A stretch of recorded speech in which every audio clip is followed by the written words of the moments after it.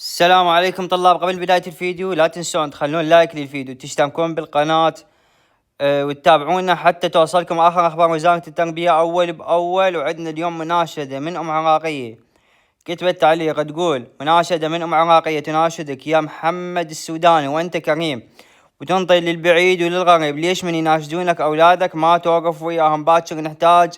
باكر تحتاج فزعتهم وهم ما راح يقصرون وياك، مثل ما وقفوا وياك بالانتخابات وقف وياهم بالدخول الشامل. انت ابن العمارة ام الكرم والطيب، تناشدك يا ابن الاصل انطي دخول شامل. طبعا هاي مناشدة من ام عراقية نقلناها لكم، ونستقبل كل مناشداتكم وننشرها لكم حتى نوصل صوتكم لوزارة التربية رئيس الوزراء.